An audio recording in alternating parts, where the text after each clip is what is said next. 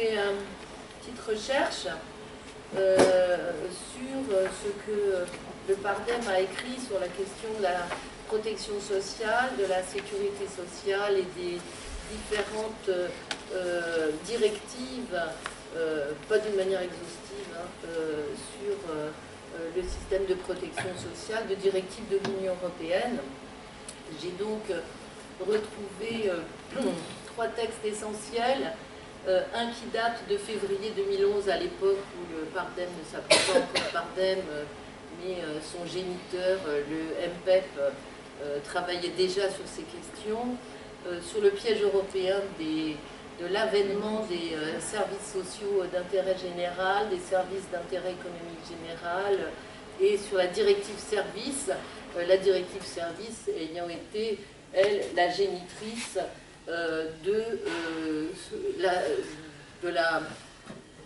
des attaques virulentes et contre l'hôpital public normalement, à travers notamment la mise en œuvre de cette directive service en France,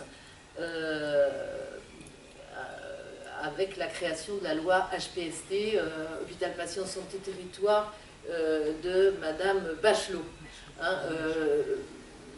Sans rentrer dans trop de détails, j'ai pas le temps. La directive service qui a fait suivre à la directive Bolkestein, dont tout le monde se souvient, puisque ça avait fait grand remous et que le système, enfin que l'Union européenne avait dû soi-disant enlever, supprimer, revenir sur la directive Bolkestein, a donné lieu à sa petite sœur quasi jumelle, qui s'appelle la directive service, très peu de temps après. Et cette directive service est passée comme une lettre à la poste, essentiellement en France, parce que le gouvernement de l'époque, qui était celui de Sarkozy, avec l'accord du Sénat, ne voulait pas faire de vague, ne voulait pas recréer les conditions d'une mobilisation telle qu'elle s'était présentée contre la directive Bolkestein, et a donc décidé de ne pas faire de loi cadre sur la transposition en France de cette directive service, et a pris la décision de travailler pan par pan, secteur par secteur. Et parmi ces secteurs, eh bien, il y a la création de la loi Bachelot, Hôpital Patient Santé Territoire, qui est purement et simplement la transposition de la directive service en matière de santé et notamment des hôpitaux. On a édité également, alors là c'était en 2012, un texte qui s'appelle « Pulvériser le cadre libéral européen », à l'intérieur duquel on traite notamment la question de la directive service, qui a été adoptée en 2006, mais qui avait jusqu'à 2011 pour être transposée, et qui a pour objectif de faciliter la liberté d'établissement des prestataires, de faciliter la libre circulation des services, et son objectif ultime est la mise en concurrence de tous les prestataires, entre guillemets, et tout particulièrement du public avec le privé. Il s'agit bien de sacrifier les services publics sur l'autel de la libre concurrence. Cette directive s'appuie sur plusieurs articles du traité de Lisbonne, le grand-père de la famille Jeudet-Montel, avec l'article 49 et les articles 56 à 62, partant du prétexte d'assurer la libre circulation des personnes, l'Union européenne impose d'un même coup la libre création d'entreprises et l'accès aux services, évidemment dans le champ de l'Union européenne. Et la notion de service, c'est ça qu'il faut bien comprendre, l'Union européenne n'a jamais reconnu ce qu'on appelle le service public, considérant que c'est une particularité française, et que cette particularité française, comme la laïcité, on en parlera demain matin, est une particularité française, et que donc, dans le cadre des 28 pays de l'Union européenne, ça fait tâche. On ne va quand même pas s'aligner sur un pays qui est bizarre, comme la France. Et donc, l'Union européenne va gommer purement et simplement l'affaire du service public, parce qu'il est dit à la française. Et elle va remplacer la notion de service public par la notion de service. Et au sens, donc l'article 57 de Lisbonne, PP, Lisbonne, au sens des traités, sont considérés comme services les prestations fournies normalement contre rémunération, dans la mesure où elles ne sont pas régies par des dispositions relatives à la libre circulation des marchandises, des capitaux et des personnes. Les services comprennent notamment des activités de caractère industriel, des activités de caractère commercial, des activités artisanales, les activités des professions libérales. Le terme le plus important dans ces lignes est le mot « notamment » qui indique clairement que la liste n'est pas close, et on va voir ensuite évidemment apparaître la santé, tout ce qui est le médico-social, etc., etc. Donc on n'a pas le temps de faire une intervention complète sur la directive service, mais je vous en conseille la lecture, c'est tout à fait passionnant. Sachant que cette directive service, avec la création des services d'intérêt économique général et des services sociaux d'intérêt général, s'applique également au niveau des collectivités territoriales, puisque tous les services recevant, percevant ce que la Commission européenne considère comme une aide d'État, ces aides d'État sont considérées comme une distorsion à la concurrence, et c'est ainsi que le monde associatif, très sollicité justement à travers des délégations de services publics notamment, eh bien, est percuté par la mise en concurrence de ces activités à but non lucratif par des entreprises ou des fondations d'entreprises d'ailleurs qui vont proposer exactement la même chose mais qui sont sur le régime de l'entreprise et donc de la profitabilité de l'entreprise. Ensuite, je vais vite, on a publié en 2013 un papier qui s'appelle « Lutte pour le système hospitalier » avec une mise au point sur, donc déjà, où on décrit les partenariats publics-privés, l'affaiblissement de l'offre de soins, la mutualisation des moyens techniques et humains de l'hôpital avec la clinique privée, la médecine de ville. Ça fait écho, hein, c'est exactement ce qui est en train de se passer aujourd'hui, donc on est là dans le dur, hein, dans le concret, avec tout ça a été mis en place.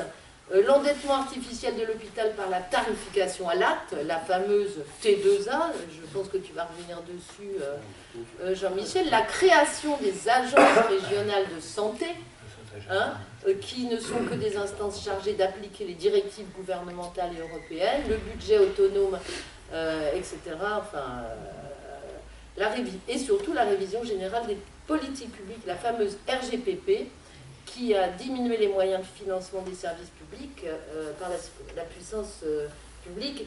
RGPP qui remet aussi en cause le statut des fonctionnaires et qui va ensuite être poursuivi par Hollande.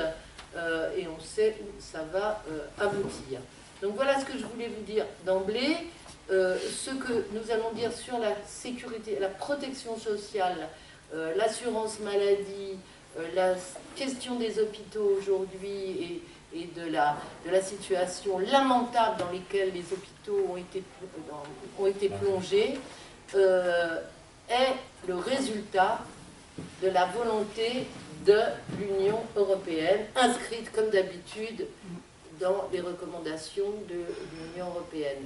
Comprendre aussi que la sécurité sociale obligatoire, c'est-à-dire la cotisation, a déjà une brèche qui est ouverte depuis quelques années, puisque dans certains pays, il est possible de s'affilier à un système de protection sociale, d'assurance maladie qui est privé, et que la brèche est ouverte, et il y a quelques années déjà, on prenait les paris que le temps viendrait où on pourrait s'affilier à la caisse de son choix, y compris chez nos amis, entre guillemets, du MEDEF. Et pour finir sur un aspect très récent, le 23 octobre 2018, Alternative économique, qui n'est pas un journal de la gauche très radicale, comme chacun le sait, publie un papier qui dit « Pour la première fois depuis 2001, le budget de la Sécu sera excédentaire en 2019 ». C'est féliciter le gouvernement en présentant son projet de loi de financement dont l'examen a commencé le 22 octobre. Cela comprend les 4 branches, retraite, maladie, famille, accident du travail et maladie professionnelle des régimes obligatoires, et le fonds de solidarité vieillesse qui verse les retraites des chômeurs et le minimum vieillesse. Au total, ce budget, c'est 500 milliards d'euros par an. Il ne couvre pas l'ensemble de la protection sociale, puisque là, c'est 760 milliards d'euros, qui inclut en plus, donc on note bien, l'assurance chômage, remise en cause, hein, les retraites complémentaires ARGIC-ARCO, actuellement avec des remises en cause et une possible dégressivité des retraites complémentaires, et les dépenses sociales de l'État et des départements, et on boucle la boucle avec ce dont on a parlé hier, c'est-à-dire les réformes territoriales.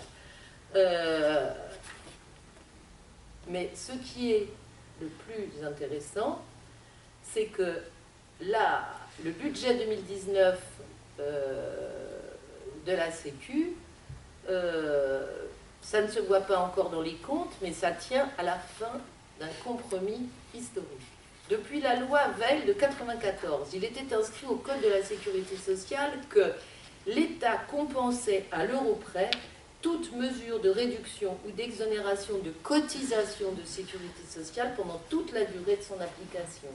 Bon, tout le monde se souvient que là, il y a des réductions de cotisation sociale sur les bas salaires et même sur la cotisation des salariés, hein, au prétexte d'augmenter leur pouvoir d'achat. Eh bien, dès 2019, l'État ne compensera plus la baisse du forfait social qui va coûter 500 millions d'euros à la sécurité sociale. Donc, en 2000, là, on arrive à un soi-disant équilibre du budget de la Sécu, mais au prix de déremboursements successifs, etc. Mais à partir de 2019, comme il n'y aura plus de compensation par l'État des exonérations de cotisations sociales qui vont coûter 500 millions d'euros, eh bien, la sécurité sociale retrouvera son trou préféré et favori qui permettra à tout le monde de dire « ça ne peut pas durer, le système est déficitaire, il faut donc organiser les choses autrement, encore plus dérembourser et supprimer les 20 000 postes prévus en suppression dans l'hôpital public. » Ça y est, j'ai fini.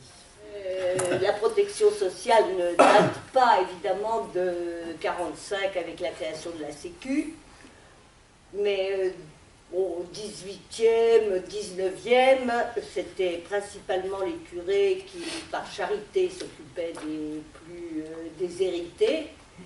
Et puis certaines entreprises paternalistes également s'occupaient de leurs employés et de leurs familles. Alors il faut noter la date de 1830, où il y a eu la création des premières sociétés de secours mutuels. Et ça, c'était une initiative ouvrière, dans la mesure où le travail, la révolution industrielle créait des conditions d'emploi absolument terrifiantes. Donc il a fallu, les ouvriers se sont dit qu'il fallait bien se défendre contre ces mauvaises choses qui leur arrivaient. Alors en 1930, je saute un siècle, il y a eu des assurances sociales pour tout le monde. C'était un système par capitalisation et il y avait des caisses primaires départementales. Bon, mais elles avaient toutes des assiettes différentes, des cotisations différentes, donc c'était un véritable fouillis institutionnel. Et en 1945, il a fallu faire simplifier. Alors, il y avait un projet du CNR qui était simple. Salariat unifié, qui était le régime général, une caisse unique, financée par des cotisations obligatoires, patronales et salariales. Il voulait des cotisations salariales pour que les salariés gardent une main dans les finances de la Sécu. Il refusait la fiscalisation pour que l'État ne se mêle pas de ce qui relevait de la gestion des salariés, des bénéficiaires en somme. Un remboursement à 100%, pas de mutuelle. Une gestion des caisses par les salariés. Et voilà, et indépendance par rapport à l'État, donc il voulait des institutions de droit privé. C'était révolutionnaire, parce que c'était une reconnaissance de la lutte des classes. Les salariés géraient, dès 1946, le tiers de la masse salariale, plus que le budget de l'État. Alors évidemment, ça ne plaisait pas à tout le monde. La situation politique était telle que le PC et une grosse majorité de la CGT, pas toutes, étaient pour le projet, et tous les autres étaient contre, c'est-à-dire la droite, bien sûr, les gaullistes, la SFIO, comment elle s'appelait, la CFTC. Et il y avait dans le premier gouvernement, il n'y avait que quelques ministres communistes et qui n'avaient pas les postes les plus importants. Donc évidemment, derrière ces oppositions, il y avait le patronat, qui tout en étant déconsidéré, gardait quand même une sacrée puissance sur le gouvernement. Donc, il a fallu faire des compromis. Alors, parce que comment est-ce que le patronat pouvait supporter tant une masse d'argent telle qui leur échappait totalement? Et l'État aussi, d'ailleurs. Alors, dès le départ, et c'est ça qui a tout gâché par la suite, l'État se réserve le droit d'établir le montant des cotises et le montant des prestations. Donc il tient par l'entrée et par la sortie. Donc il y a eu tout de suite un ticket modérateur de 20% sur les prestations. Alors ticket modérateur, c'est-à-dire c'est ce qui n'est pas remboursé. Reste à charge. Donc le pouvoir a la possibilité de tout bloquer. Alors, d'autre part, le patronat ne voulait pas de hausse de salaire, donc pas de hausse de cotises. Alors, les salariés étaient mécontents, les bénéficiaires étaient mal remboursés, et la presse faisait campagne pour dire que c'était les gestionnaires ouvriers qui faisaient mal leur boulot. Alors, Croizat, qui était encore ministre, il n'a pas été longtemps, il a doublé carrément les allocations familiales pour compenser. Mais il pouvait le faire parce qu'il était encore au gouvernement, sinon il n'aurait pas pu, et ce ne sont pas les gestionnaires des caisses qui auraient pu faire cette chose-là. Alors, dans cette gestion des caisses, les représentations salariales, au début, pour les caisses du régime général, c'était 3/4 salariés, 1/4 patronat, et dans les allocations familiales, c'était déjà paritaire. Alors, quand on voit ça, on comprend pourquoi toutes les réformes, par la suite, ont voulu diminuer le pouvoir des administrateurs, qui étaient au départ nommés par la CGT. Ensuite, il y a eu des élections avec des syndicats réformistes, achetés, enfin, voilà. Donc, la CGT a progressivement perdu une représentation majoritaire dans l'administration des caisses. Et l'État, parallèlement, a renforcé son pouvoir sur les administrateurs et sur les conseils d'administration des caisses. Alors, vous avez le papier, donc je vous saute. Je passe à 1990 parce que là, c'est un tournant. C'est M. Rocard qui publie un livre qui s'appelle Le livre blanc des retraites. Alors, il voit la chose de la façon suivante. 2 piliers. Un premier pilier dit non contributif. Ça veut dire protection minimale pour les pauvres, en gros. Hein. Et c'est financé par l'impôt, parce qu'il crée à ce moment-là la CSG. Le deuxième pilier contributif, pour des salariés plus aisés, toujours par répartition, mais on permet l'entrée en force des mutuelles. Et c'est la volonté de l'UE qui veut une retraite par épargne. Évidemment, ça fait rentrer des sous dans les caisses, du capital. Tu veux dire des complémentaires santé? Des complémentaires santé. C'est-à-dire des mutuelles historiques et des structures et des assurances. Et des assurances. Et les assurances étant privées, bien entendu. Bon, je ne vous ai pas parlé de la création d'ARCO et d'AGIR, qui étaient des caisses complémentaires, mais obligatoires et publiques, disons. Alors, c'est ce que je vous disais, je ne vais pas le redire. L'Union européenne n'a eu de cesse de soumettre la sécurité sociale aux règles du marché. Alors, le but final, et ça on le retrouve, il ne resterait à la Sécu que le premier pilier, solidarité nationale payée par l'impôt, et suppression progressive des cotisations. Alors, évidemment, le jour où la sécurité sociale, ce que tu as dit, on ne sera plus obligé de cotiser à la sécurité sociale, eh ben, elle sera morte. Alors, cette idée de Rocard se retrouve dans la réforme Macron.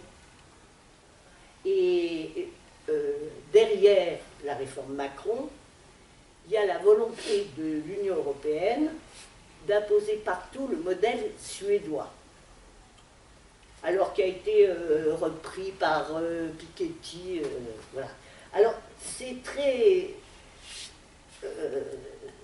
c'est une retraite qui reste par répartition, qui est à point, comme l'Agir Clarco des Tréteaux. Le salarié qui veut prendre sa retraite, on lui comptabilise l'ensemble des points qu'il a gagnés au cours de toute sa vie professionnelle. Cette somme est divisée par l'espérance de vie de son âge et de sa catégorie, en gros. Parce que, évidemment, les ouvriers du bâtiment, ils ont une espérance de vie qui n'est pas celle des cadres toujours assis derrière un ordinateur, quoique. Qu'est-ce que je voulais vous dire? Il y aurait un âge plancher de départ, c'est-à-dire qu'on ne pourrait pas partir en retraite avant tel ou tel, ça pourrait être 62 ans comme c'est maintenant, sauf exception bien sûr. Et puis, le salarié tout seul regarde ce qu'il a touché et se dit je ne vais pas avoir assez. Donc, 2 solutions, il continue à travailler le plus longtemps possible. Et si ça ne suffit pas, de toute façon, il va aller dans des assurances privées pour, s'il ne l'a pas déjà fait, pour arrondir ses fins de mois de retraite. Bien sûr, il y a ce que dit tout le monde, ce qui est évident, c'est que le point, la valeur du point varie d'une année à l'autre, en fonction du PIB, en fonction de ce qui... bon, Donc finalement, on ne sait jamais ce qu'on va toucher à la retraite, et on ne sait pas non plus si on va pouvoir partir. Donc on peut dire qu'il n'y a plus d'âge légal de départ en retraite avec ce système. On peut parler très rapidement des propositions du Pardem, qui sont en gros un retour au système du CNR, c'est-à-dire cotisation généralisée, finançant tous les risques, et remboursement à 100% et plus de mutuelles. Et les gens des mutuelles, des vraies mutuelles, pas des assurances, seraient évidemment pris dans les caisses de sécurité sociale. Voilà, donc moi je vais vous faire part de mon expérience de directeur, si vous voulez, puis d'essayer de revenir succinctement sur un certain nombre de réformes qui me paraissent tout à fait fondamentales. Puisque le point de départ, et ça c'était la situation jusqu'à cette fameuse directive service que Michel a rappelé. Le point de départ, si vous voulez, dans les hôpitaux, c'était pas si mal que ça, puisque c'était des établissements administratifs, publics, ayant la personnalité juridique et l'autonomie financière. Ça, c'est les hôpitaux, si vous voulez, depuis la grande réforme de 70, dite de loi hospitalière, où il y avait un tout petit peu, vous êtes jeunes, donc vous n'avez peut-être pas connu ça, nos chers amis syndicalistes, mais où dans les hôpitaux, il y avait quand même, bon, je dirais que ce n'était pas l'idéal, mais il y avait quand même une certaine démocratie. Dans la mesure où il y avait un conseil d'administration dans lequel les payeurs, c'est-à-dire la sécurité sociale, étaient représentés. Vous aviez les élus, communaux, départementaux, parfois régionaux. Vous aviez les organisations syndicales, de médecins et médecins. Je crois que j'ai à peu près fait le tour des trois principales forces qu'il y avait dans les hôpitaux, les élus. Bon, d'abord le personnel, médical, non médical, les médecins bien sûr, la sécurité sociale, le payeur, et les élus. Donc les trois principales forces étaient représentées. Et le président du conseil d'administration, à l'époque ça s'appelait conseil d'administration, ça ne s'appelait pas conseil de surveillance. Donc vous avez remarqué déjà le glissement. C'est pas, aucune terminologie n'est anonyme. Conseil de surveillance, c'est le privé. Voilà, c'est société anonyme, conseil de surveillance, directoire, même directoire. Bon, je vais y revenir. Bon, donc c'était un établissement public administratif, autonomie financière, personnalité juridique, présidé, conseil d'administration par un élu, maire, sénateur, député, voilà, qui avait donc la légitimité démocratique. Seuls les élus ont une légitimité démocratique, d'accord, politiquement, et qui fixait les grandes orientations de l'établissement. Voilà. Et qui votait le budget, et qui pouvait refuser un budget proposé par le directeur. Lequel directeur était nommé par le ministre, et non pas par l'ARS, je vais y revenir, l'Agence régionale de santé. Et nous sommes insensiblement passés d'une réforme à l'autre, Juppé,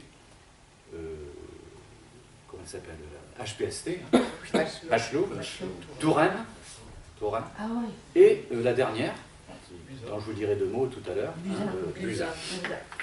Bon, eh bien, nous sommes passés insensiblement d'un établissement public administratif avec autonomie financière et personnalité juridique à un service extérieur de l'ARS. Un service extérieur de l'ARS. Comment ça s'est passé? Très vite. Réforme Juppé. Bon, vous vous rappelez, la date exacte, 25 juin 1996. Qu'est-ce qu'elle fait cette réforme Juppé? Très vite. Elle crée l'ANAS, Agence nationale d'accréditation et d'exécution, d'évaluation en santé, devenue HAS, Haute Autorité en Santé. Elle crée les ARH, Agence régionale d'hospitalisation. 87. les fameuses lois de financement de la sécurité sociale, LFSS. Les COM, les contrats d'objectifs et de moyens. Ça rappellera des souvenirs à certains. Contrats d'objectifs et de moyens. Les SROS, schéma régional d'organisation sanitaire. Voilà, le décor est planté. Le décor est planté parce que les principales dispositions sont là-dedans. Alors après, vous avez un certain nombre d'autres lois. On n'a pas trop le temps d'en parler, mais si vous voulez, on pourra revenir dans la discussion. Le régime budgétaire des hôpitaux a complètement évolué aussi, puisqu'on est passé du régime du prix de journée au budget global, à la tarification d'activité. Bon, comme Bertrand vous parlait de la T2A, je n'en dirai que 2 mots tout à l'heure. Vous voyez, donc, bon, le système de financement suit le régime juridique, en quelque sorte. Hein. Bon. Et, donc voilà, loi Juppé, et la loi de décembre 2003 instaure la T2A, tarification donc, à l'activité, qui crée, je dirais que ça, Bertrand, je te laisse le reste, qui crée plusieurs centaines de groupes homogènes de malades, c'est-à-dire que vous avez un tarif par pathologie, plusieurs centaines, hein, qui sont des tarifs fixés au plus haut niveau par le ministre. Et les hôpitaux n'ont rien à dire. Tous les ans, le ministère fixe les tarifs. Voilà. Certains sont en hausse quand ils veulent encourager l'activité sur tel ou tel secteur. D'autres, quels que soient les besoins de santé, d'autres sont en baisse quand ils veulent décourager certains établissements de mettre le paquet sur telle ou telle pathologie. Bon. Donc 2003. Ensuite, vous avez la fameuse loi HPST, dont Michel vous a parlé. Alors, qu'est-ce qu'elle fait, cette loi Bachelot? 21 juillet 2009. Elle transforme les ARH en ARS, Agence régionale de santé, qui regroupe non seulement toutes les administrations de tutelle des hôpitaux, mais également la sécurité sociale. Première chose. Deuxièmement, les directeurs ne sont plus nommés par le ministère, mais par les directeurs d'agences régionales de santé. Régionales de santé. Les présidents de conseils d'administration, qui jusqu'à présent donnaient un avis qui était solide, parce que c'était un élu, et que quand vous aviez un grand maire, ou un député maire, ou un sénateur maire, ou simplement un maire qui défendait son hôpital, eh bien, le ministère hésitait à aller contre l'avis du maire. Aujourd'hui, le directeur de l'ARS, il fait ce qu'il veut. Alors on demande toujours l'avis du maire pour la forme, mais c'est un avis consultatif. Donc la plupart du temps, si vous voulez, c'est le directeur de l'ARS qui nomme. Et d'ailleurs, c'est un peu regrettable, mais les maires ont intériorisé ça. Donc ils donnent un avis, mais ils se disent, bon, de toute façon, quoi que je fasse, quoi que je dise, je ne serai pas suivi, donc voilà. Au lieu de se mobiliser, point de vue personnel. Au lieu de se mobiliser pour dire, mais non, c'est toujours qu'on sache un établissement public hospitalier, c'est nous qui sommes présidents, même si c'est un conseil de surveillance, donc nous devons avoir un avis prioritaire, prédominant. C'est plus le cas. Bien. Autre chose que prévoit cette loi HPST, elle renforce les commissions médicales d'établissement, qui peuvent donner un avis, contrairement au conseil de surveillance, sur le budget, paradoxalement. Un directeur n'aura jamais, si vous voulez, le culot de présenter un budget qui risquerait d'être refusé par sa commission médicale d'établissement. Par contre, le passage au CA est devenu totalement secondaire. Parce que le texte est horrible. Le texte dit, de ces fameuses ordonnances Bachelot, que le conseil de surveillance donne un avis sur le budget. Il ne décide plus. Il donne un avis. Donc la plupart du temps, les budgets hospitaliers se discutent entre le directeur de l'établissement et l'ARS. Les élus sont totalement squeezés. Je parle sous le contrôle. Bon, c'est pas rien comme réforme. Hein. Tout ça, c'est pas dire que la démocratie existe. Et dans les ARS, bon, je l'ai déjà dit, c'est une grande administration. Alors, je crois que la RS de la région Île-de-France, me semble-t-il, doit représenter au total 3000 et quelques salariés. 3000 et quelques salariés. Ce qui est énorme. Mais évidemment, ils ont regroupé toutes les administrations de tutelle, la Sécu, etc. Bon. Donc, vous voyez, et les hôpitaux sont devenus des services extérieurs de cette ARS. Bien. Ensuite, vous avez la loi dite de modernisation de la santé. Vous voyez, encore toujours la novlangue. Voilà, vous connaissez la musique. C'est-à-dire, l'intitulé de la réforme signifie exactement le contraire de ce que fait le contenu de la... Bon, il n'y a pas qu'en matière hospitalière. Hein. C'est devenu... voilà, en réforme. En fait, c'est une contre, comme l'a dit Michel. Donc, cette loi de modernisation de la santé, donc... 27 janvier 2016, dite réforme Touraine. Bon, je vous passe les détails. Elle prévoit, bon, vous savez qu'elle prévoyait, c'était son seul élément positif, la généralisation du tiers payant, qui a été refusée par Buzyn, quand elle est arrivée au gouvernement, avec l'élection de Macron. Bon, donc je vous passe les détails.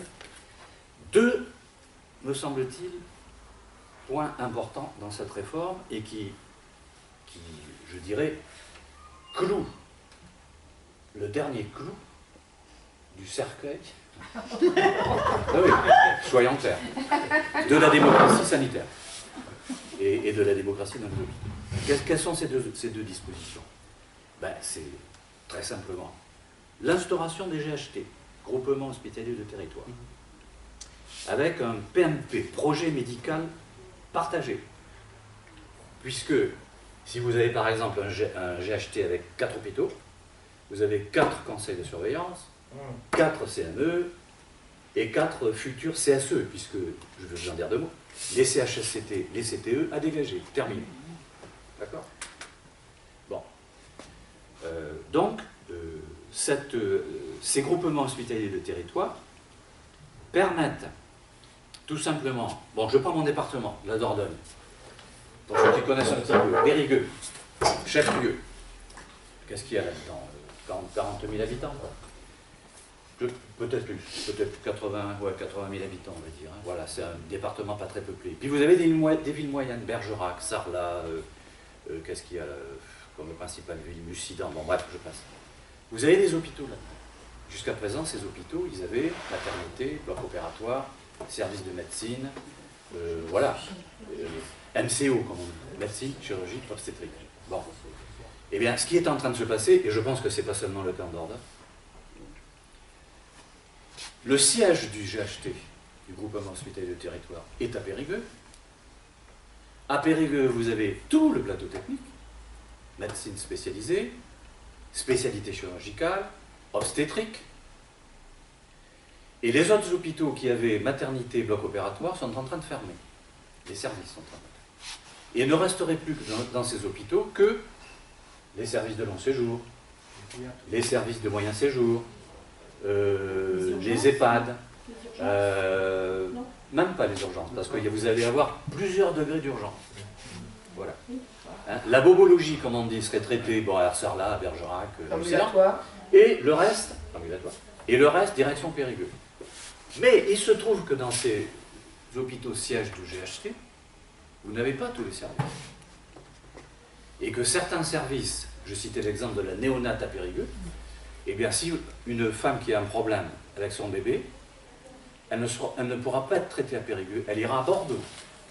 Distance Bordeaux-Périgueux, 140, 120, 120 km. Bon, vous voyez, mais dans tous les départements, c'est comme ça. Il n'y a pas que là-dedans. Donc, vous voyez, donc, première réforme qui est quand même, je dirais, la porte ouverte à des fermetures d'hôpitaux, à des fermetures de services, à des reconversions de plateaux techniques. Voilà, le dispositif est en place, si vous voulez, pour effectivement réduire l'offre de santé. Première chose. Deuxième chose, la structuration des territoires. Le SROS devient SRS, Schéma Régional de Santé. Ils mettent en place un COS, Comité d'Organisation Sanitaire par région. Comité d'Organisation Sanitaire. ils mettent en place un CTS, le Conseil territorial de santé par département. D'accord? Et par ailleurs, le GHT, comme si ce n'était pas déjà assez compliqué comme ça, aura ses propres structures. Conseil de surveillance, CME et CSE. Puisque CHSCT et CTE, on supprime. Alors, oui, c'est pas encore fait, mais c'est ce qui est prévu dans la loi. Hein. Je vous dis ce qui est prévu dans la loi. Bon, donc, tout ça animé bien entendu par qui? Non plus les élus, mais les ARS, les agences régionales de santé. Voilà, donc ça, c'est ce qui est prévu, si vous voulez, dans cette fameuse loi, avec le perfectionnement de la loi PLFSS, projet de loi de financement de la sécurité sociale, annuel, qui fixe l'ONDAM, l'objectif national des dépenses de l'assurance maladie, ça te rappelle des souvenirs, qui, effectivement, enserre dans un carcan, si vous voulez, la dépense hospitalière. Voilà, avec un pourcentage d'augmentation tous les ans, qui, une fois vous avez enlevé le taux d'inflation, qui jusqu'à présent était négligeable, mais qui commence à ne plus l'être, comme vous le savez, va équivaloir, si vous voulez, année après année, à une sorte d'appauvrissement, sans être catastrophique. Hein. Un appauvrissement, si vous voulez, des moyens qui sont donnés à nos hôpitaux. Bref. Alors, j'avais prévu de vous parler de ce que j'avais, avec quelques amis syndicalistes, appelé l'abandon industriel. Ça a été évoqué, la nationalisation de l'industrie pharmaceutique. Mais je pense qu'il faut rajouter à ça la réinitialisation, la recréation d'une industrie française des dispositifs médicaux. Parce que vous savez qu'il n'y a plus d'industrie française des dispositifs médicaux.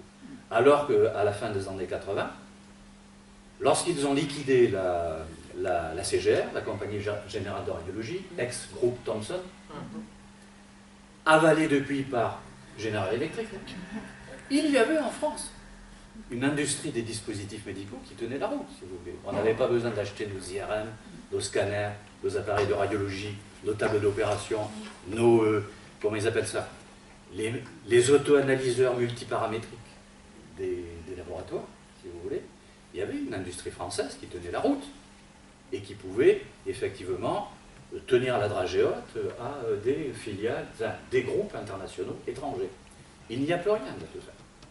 Tout ça a disparu. Voilà, ça ne vous surprendra pas, puisque de toute façon, c'est toute l'industrie française qui est en train de disparaître. On ne voit pas pourquoi les dispositifs médicaux seraient épargnés. Bon. Donc je pense que dans le programme du PARDEM, bon, on ne l'a pas abordé, mais il faudra l'aborder, il faudra inclure, si vous voulez, un chapitre sur la remise au goût du jour d'une filière des dispositifs médicaux, de telle sorte qu'on puisse maîtriser la dépense, effectivement. L'investissement et la dépense. Il n'est quand même pas pensable qu'un pays comme la France dépende des scanners de General Electric. Ou des multi-analyseurs, je ne sais pas quoi, multiparamétriques israéliens. Parce que, en plus, il y a des États auxquels on ne s'attend pas du tout. Avec lesquels on ne s'entend pas du tout non plus d'ailleurs, mais qui maîtrisent ce genre de truc. On ne voit pas pourquoi on capitulerait en race campagne devant ces gens-là, d'autant plus qu'il y a une tête de pont possible. Alors je parle sous le contrôle de nos amis syndicalistes, qui est pour l'instant une société privée, mais qui pourrait être nationalisée, c'est Thales. Thales qui est ultra performante en matière de systèmes numériques, électroniques, etc., y compris dans le domaine militaire.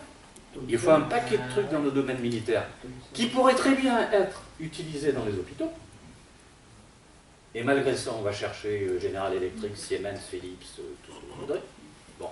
Alors qu'on pourrait, évidemment, il faut investir un petit peu, mais recréer une industrie française, voilà, nationale, s'il le faut, des dispositifs médicaux. Bon. Voilà un petit peu ce que je voulais vous dire sur ce secteur supplémentaire. Bon, alors, conclusion, parce que je veux laisser Bertrand dire ce qu'il a à dire. Vous avez vu, hein, on est parti de de l'établissement public autonome, autonomie financière, personnalité juridique, et on arrive à un service extérieur de l'ARS, avec un conseil de surveillance qui n'a plus aucun pouvoir, une commission médicale d'établissement qui inaugure les chrysanthèmes, donne un avis sur le budget. Et là, si vous voulez, comme je vous l'ai dit, le directeur ne prendra jamais le risque de faire voter un budget, de présenter un budget qui ne serait pas accepté par ses médecins. Parce que les choses, c'est ça, si vous voulez. Un directeur, s'il n'a pas l'accord de son corps médical, il dégage. Ça, c'est jurisprudentiel en France, c'est traditionnel en France. Bon. Bref. Et la suppression avec les nouvelles lois travail, CHSCT, CTE, qui étaient des organismes fondamentaux dans la concertation démocratique dans les hôpitaux, remplacés par des CSE dont on ne voit pas très bien quelles seront les compétences. Attendons de voir comment ça va fonctionner tout ça. Jean-Michel, est-ce que tu peux expliciter les sigles? Comité d'hygiène et des conditions... CHSCT, Comité d'hygiène de sécurité des conditions de travail. CTE, Comité des techniques d'établissement. C'est les comités d'entreprise dans le secteur hospitalier. Et CSE?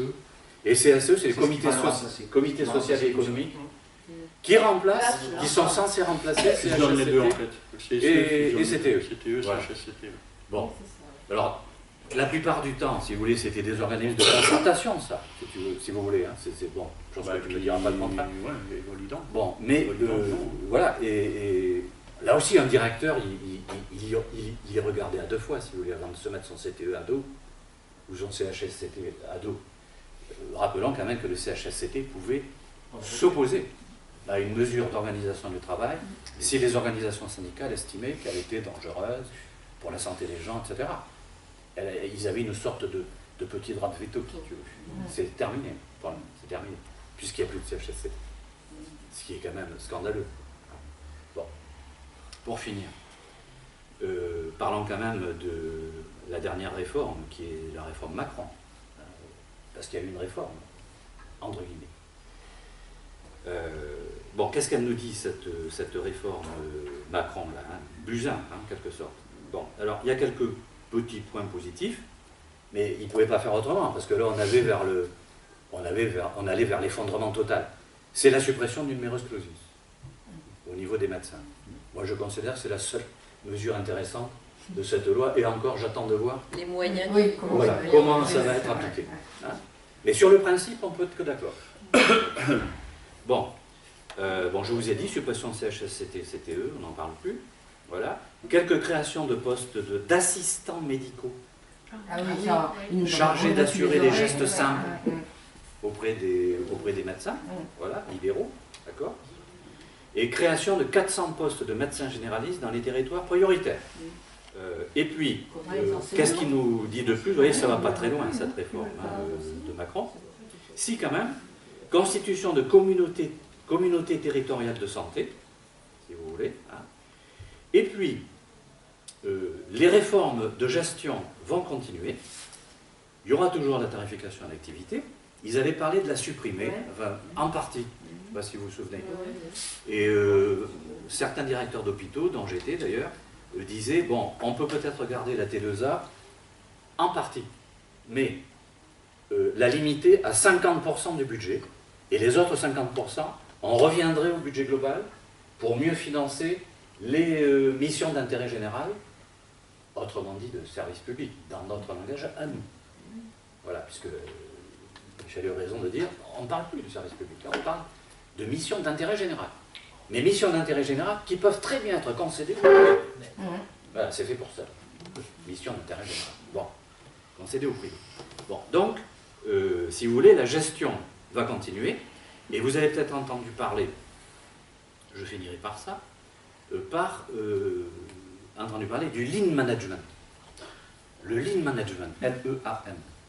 Terme anglais qui veut dire management léger, peu coûteux, économe, soft. Voilà. Bon. Et alors, le lean management, c'est très simple. C'est faire exactement la même chose avec moins de personnel. Voilà. Ça vient du Japon, Toyota, ça s'est exporté aux États-Unis, et maintenant ça arrive avec 15 ou 20 ans de retard hein, en France. Tant mieux hein, que ça prenne du temps. Oui, oui, tout à fait. Mais je veux dire par là que ça vient de loin. Quoi. Ça arrive depuis longtemps dans l'industrie. Oui, oui, et c'est pas typiquement français, je veux dire. Ça, c'est encore des trucs exportés comme le taylorisme, tout ce que vous voudrez, etc. Voilà. Alors, je terminerai par une dernière considération.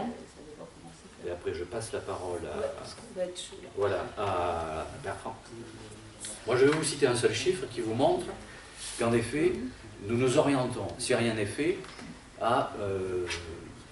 hier, il y a quelqu'un qui, au cours de notre réunion, qui a utilisé le terme anglo-saxon de collapse, effondrement. Eh bien, bon, on ne va pas peindre le paysage en noir, si vous voulez, mais aujourd'hui, il faut savoir que le personnel hospitalier est à bout de souffle. Bon, manque de personnel médicaux, manque de personnel infirmier, manque d'aides-soignantes, manque d'ASH. C'est dramatique dans les EHPAD, ça commence à l'être dans les hôpitaux MCO, et ça va y compris toucher les CHU, et ça a d'ailleurs déjà touché un certain nombre de CHU. Voilà. Un seul chiffre. Il y a 10 ans de ça, c'est pas il y a 50 ans, hein. Il y a 10 ans de ça, ben, j'étais encore en fonction, la totalité des patients accueillis aux urgences en France, métropolitaine, c'était 10 millions de personnes. 10 millions de personnes. Population à l'époque 64, 5 L'année? Oui, 60 millions. 60 millions. À l'année? Oui, par an. 10 millions par an. Dans tous les hôpitaux publics. Aujourd'hui, dites un chiffre. 25. 15. 22. Ah, Ça a doublé en 10 ans. Comment on peut expliquer ça? Ben, on explique ça parce que les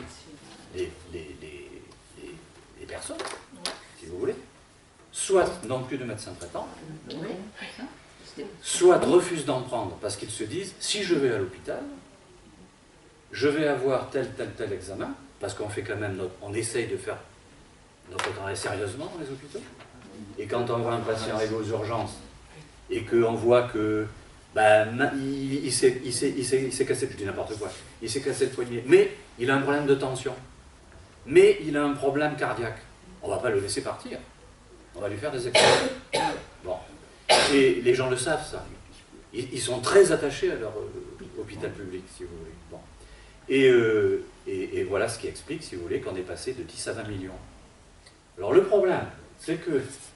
Il y a une autre raison, peut-être moins importante, mais c'est les médecins généralistes qui n'assurent plus rien. C'est-à-dire plus de garde, plus de machin, et quelquefois ils sont même plus remplacés quand ils ne sont pas là en vacances et ils te renvoient, il faut les répondeurs, urgence et SOS médecins. Tout à fait. Donc le dernier problème, si vous voulez, c'est que, alors je ne sais pas si ça a été mis en application, ça Bertrand nous le dira, vous avez peut-être vu, c'est tout frais ça, 15 jours, 3 semaines, je ne sais plus, à peine.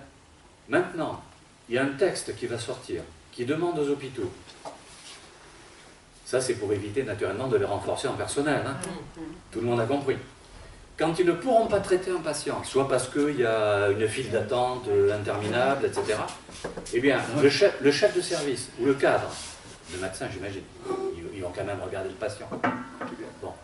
Ils vont l'adresser à un secteur privé et ils seront rémunérés pour ça. Oh là, ça va être le jackpot. Mais ils seront rémunérés de façon moins importante que s'ils avaient traité le patient. Or, ils auront trié les patients. Voilà. Donc, ils les auront examinés pour les trier. Moi, je dis qu'il est grave là-dedans. Et c'est ça, si vous voulez, qui est totalement insupportable pour des défenseurs du service public. On paye les hôpitaux publics responsables du service public hospitalier pour qu'ils ne réalisent pas ce pourquoi ils ont été prévus, c'est-à-dire de répondre aux besoins, puisqu'ils transfèrent les patients dans le privé. Voilà. C'est le comble de, je ne sais pas comment on peut appeler ça, l'échec. C'est ubu, c'est l'absurdité. Voilà. C'est un véritable scandale, si vous voulez, voilà, c'est clair. Donc voilà où on en est. Ça m'intéressait d'intervenir pour parler de, sans vilain jeu de mots, l'état de santé des hôpitaux dans le département, dans la région. Donc au début je voulais pas parce que Non, j'avais un boulot monstre. C'est vrai qu'au niveau, il y a des élections qui approchent au niveau syndical et tout, c'est un peu. Mais bon, j'ai relevé le défi, avec plaisir. Un peu comme Jean-Michel avec la Dordogne, ça va être à la demande de Michel, plus pour le département et la région. On est conscients tous les deux, tous, que c'est malheureusement généralisé dans le pays. J'ai encore vu hier soir une fermeture de maternité, je ne sais plus trop, dans le centre de l'Ouest. Non, il y en a encore une autre derrière. Donc je m'étais. Après, c'est sûr qu'on va avoir des points communs, parce que comme on n'a pas travaillé ensemble en amont, il y a des termes qui vont revenir. En même temps, ça fera de la révision. Non, CHSCT, CTE, j'ai pas. Non, alors moi, ouais, concernant notre département, il faut savoir que tous les établissements de santé sont déficitaires depuis la mise en place de la T2A. Donc il y a des documents annexes, on ne va pas encore revenir dessus pour ceux qui seraient intéressés. La plupart d'entre eux sont en plan de retour à l'équilibre budgétaire, il faut préciser, avec des rationnements drastiques des effectifs. Alors, en fait, je vais faire que répéter les dires de Jean-Michel. Comme le préconise l'ARS dans son dialogue de gestion avec son ratio, une IDE et une AS pour 15 lits. Donc il y a des services qui semblent encore être jouables. Il y a des services plus pointus comme pneumologie, cardiologie, où c'est vraiment des soins spécifiques lourds. Une IDE pour 15 patients, ça fait léger. Une infirmière.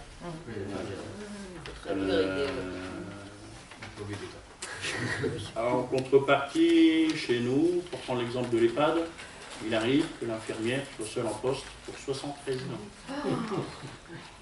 C'est du résident, hein. C'est pas du soin lourd, mais il y a du sang à faire, il y a. Elle, comme les aides-soignantes, on parle même plus de 35 minutes pour aller manger une pomme ou un truc, quoi. C'est même pipi, elles peuvent pas. Elles arrivent, elles prennent leur poste jusqu'à la relève qui arrive, et puis seulement après elles souffrent. C'est impressionnant. On rencontre de plus en plus de filles, parce qu'il y a des aides-soignants, mais généralement c'est des aides-soignantes, en pleurs dans les services, dans les vestiaires, enfin ça devient, c'est affolant.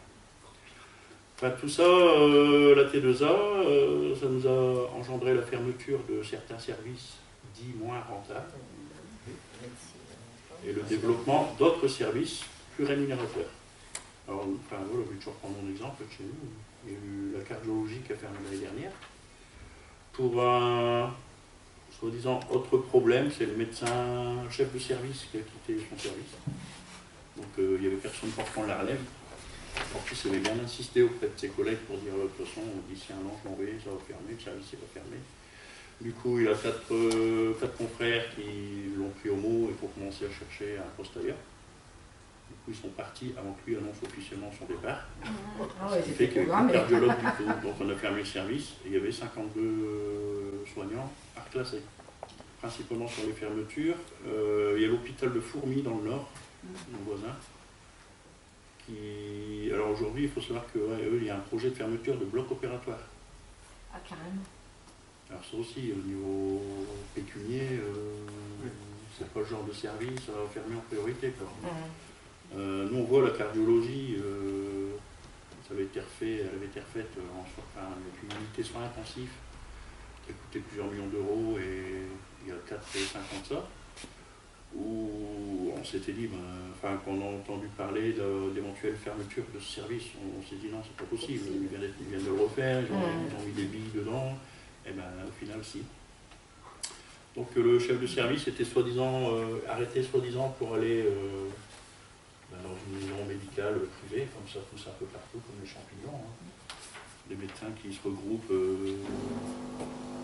ils achètent en commun des bâtiments, ils y font des consultations privées.